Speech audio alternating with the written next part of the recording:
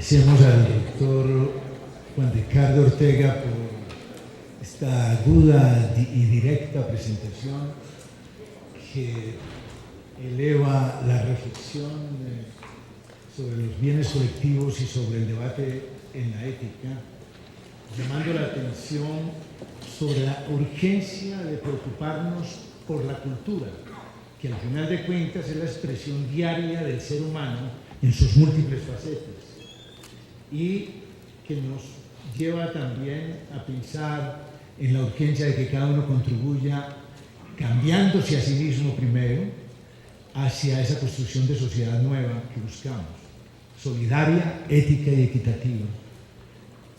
El doctor Carlos Gustavo Cano Sanz, codirector del Banco de la República, tiene la palabra.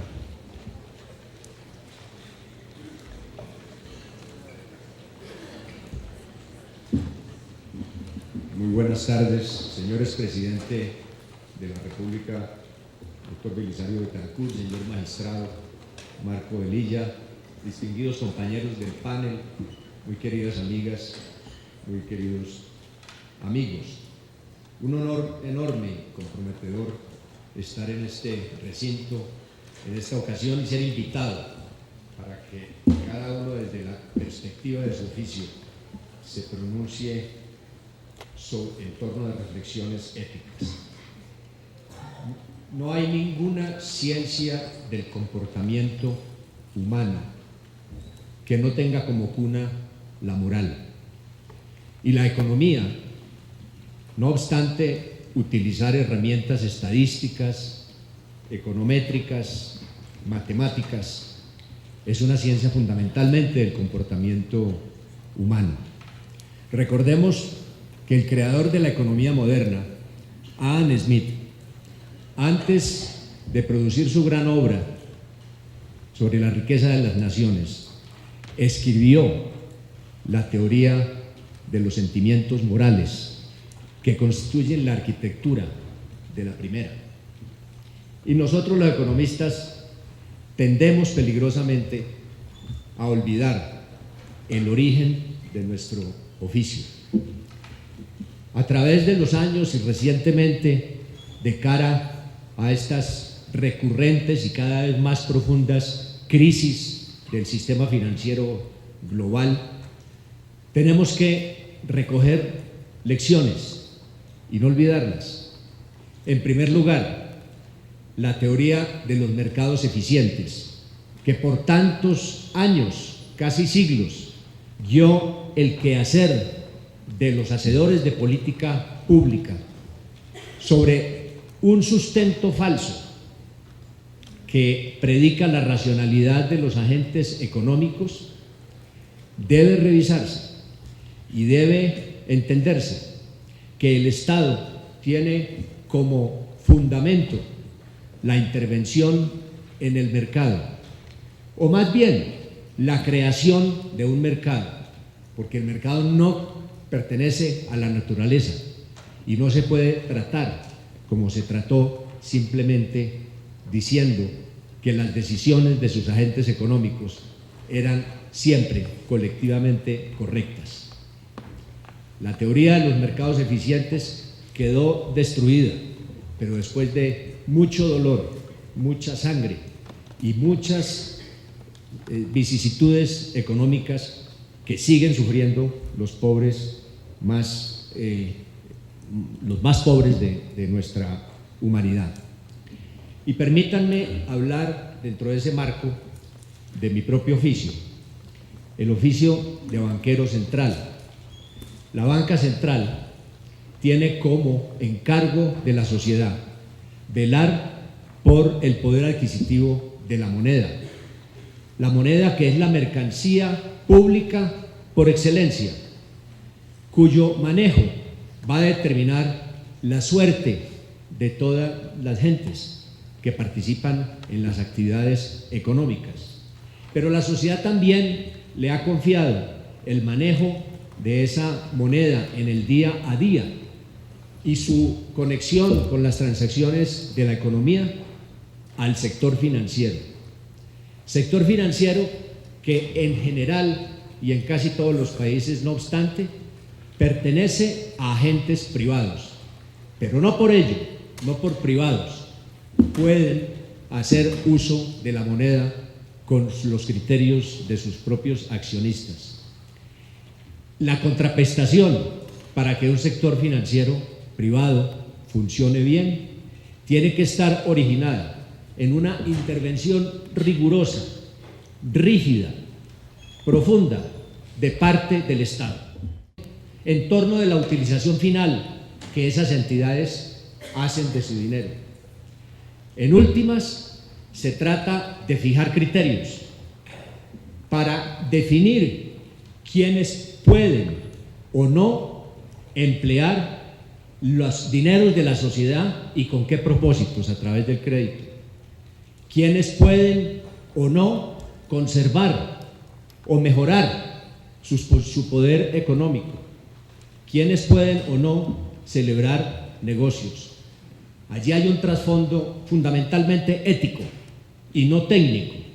La técnica tiene que estar al servicio de la ética para que la sirva bien y para que ésta y sus hacedores tengan un norte claro que no se lo da ninguna ciencia exacta, ni las matemáticas, ni la estadística, ni la econometría. En esa tarea la regulación se impone y la regulación tiene que ser todos los días mucho más profunda y mucho más amplia. En la última crisis que se sucedió en el 2007, 2008, 2009 en los Estados Unidos y que no ha cesado, las lecciones fueron claras. La banca ha venido perdiendo, la banca convencional ha venido perdiendo su participación dentro del conglomerado de los intermediarios financieros.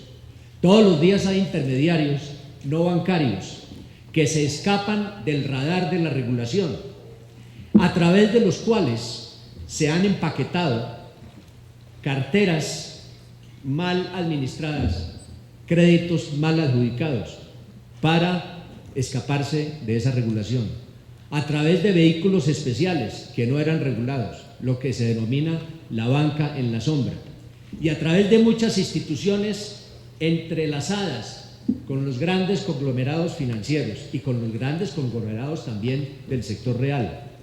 Eso fue producto de una etapa muy equivocada de desregulación, amparada en los principios absolutamente equivocados del libertinaje de los mercados y amparada en esa teoría que mencioné antes de los mercados eficientes, sustentada a su vez en el supuesto falso de la racionalidad.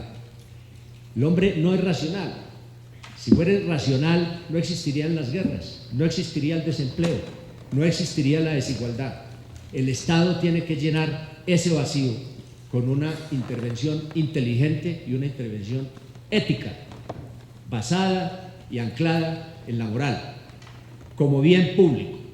La moneda es el más público de las mercancías, como decía antes, y el crédito es un instrumento fundamental a través del cual se va a determinar la composición de la sociedad en lo económico, en lo material, y esa intervención tiene que estar no al servicio del sector financiero, que es el medio a través del cual se administra esa moneda, sino al servicio de quienes proveen los recursos de ese sector financiero, que es el público, que es el consumidor de los servicios financieros, que es el cuentaviente, que es el ahorrador, que es el que no tiene mucha idea de qué es lo que pasa al otro lado del mostrador en el sector financiero. El Estado tiene que estar en esa materia desde el ángulo de la banca central, desde el ángulo de la regulación, defendiendo, guiando y educando al consumidor. Esa es su tarea fundamental y en eso no nos podemos equivocar ni desviarnos de ese cometido. Y en ese sentido, por eso se requiere regular el crédito, se requiere establecer las condiciones bajo las cuales éste se adjudica, y también se requiere que la regulación ampare al consumidor, cuando la racionalidad del consumidor se ve comprometida en prácticas de promoción crediticia más allá del alcance de sus propias capacidades. En nuestro país hemos señalado recientemente cómo, a pesar del ciclo de alzas en las tasas de interés que determina el Banco de la República, el crédito comercial, que es el de las corporaciones, que representa el 60% del total, ha venido perdiendo dinamismo, como lo estábamos buscando, ya que sus crecimientos amenazaban con poner a esta economía a crecer por debajo de su propia capacidad. Esas tareas no son amables y no son gentilmente correspondidas en buena parte del público. Tenemos que ir contra la corriente, tenemos que ser contracíclicos. Y en esa tarea, decía, el crédito comercial sí ha perdido dinamismo.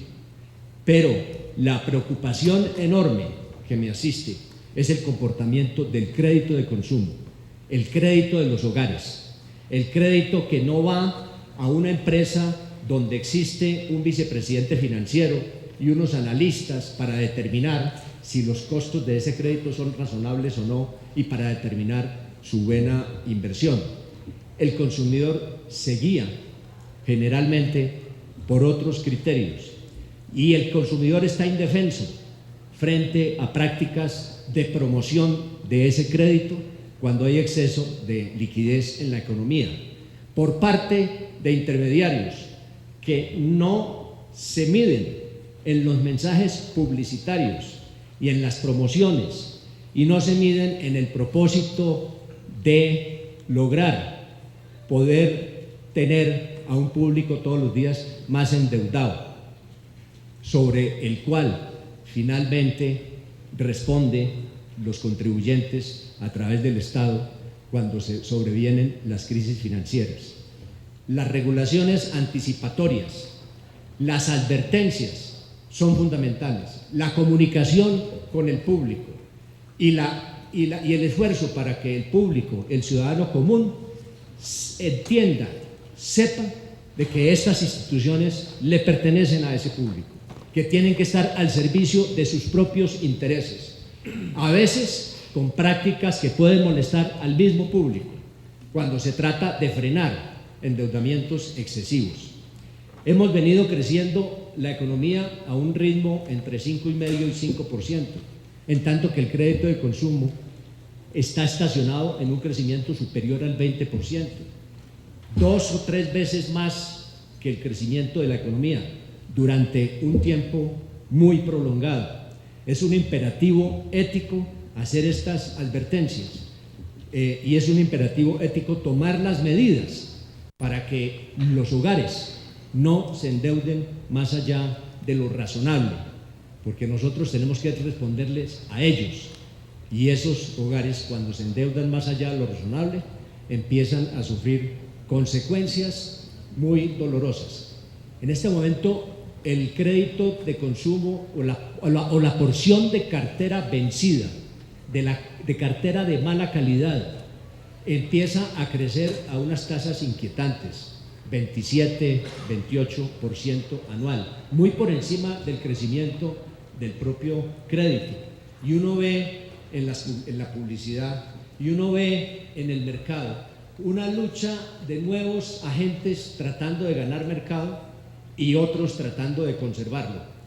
Y la forma de hacerlo es promover todos los días más ese endeudamiento en cabeza de los hogares.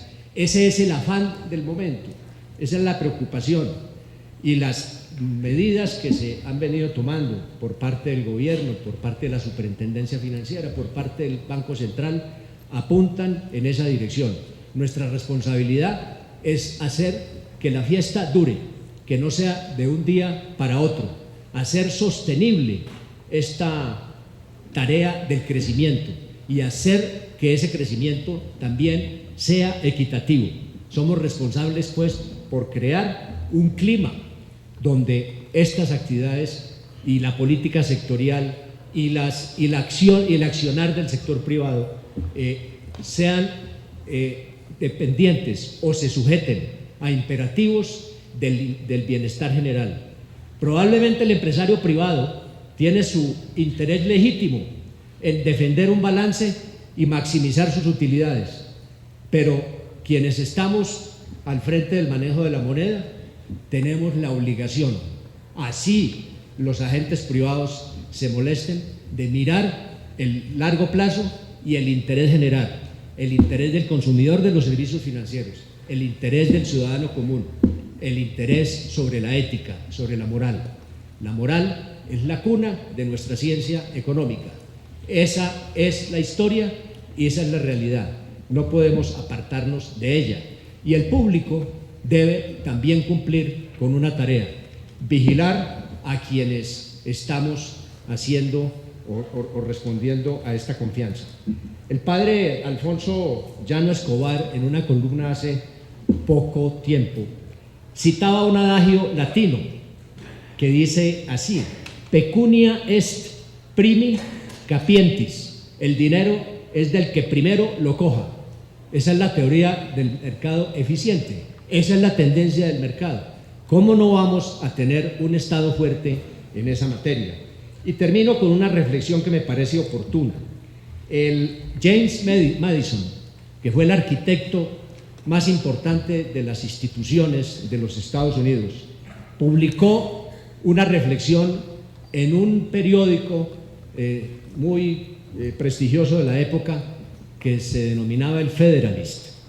Y decía James Madison: si los hombres fueran ángeles, ningún gobierno sería necesario. Si los ángeles gobernaran a los hombres, ningún control externo o interno sería necesario. En la estructuración de un gobierno que va a ser manejado por unos hombres por encima de otros, la dificultad más grande yace en esto.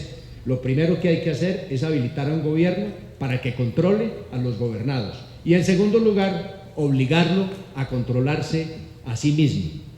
Y los autores de un reciente libro, The Guardians of Finance, sobre este mismo tema agregan: si los hombres tuvieran solamente intenciones angelicales y los mercados fueran perfectos, no habría necesidad de gobierno ni de regulación financiera. Pero las personas no son ángeles, ni los mercados son perfectos. Sobre la crisis americana, el sonador norteamericano Carl Levin apuntó con acierto: la reciente crisis financiera no fue un desastre natural, fue un asalto económico perpetrado por hombres. La gente lo hizo y sucederá de nuevo, al menos que cambiemos las reglas. Reglas no solamente técnicas, sino reglas correctamente inspiradas en la moral y en la ética. Muchas gracias.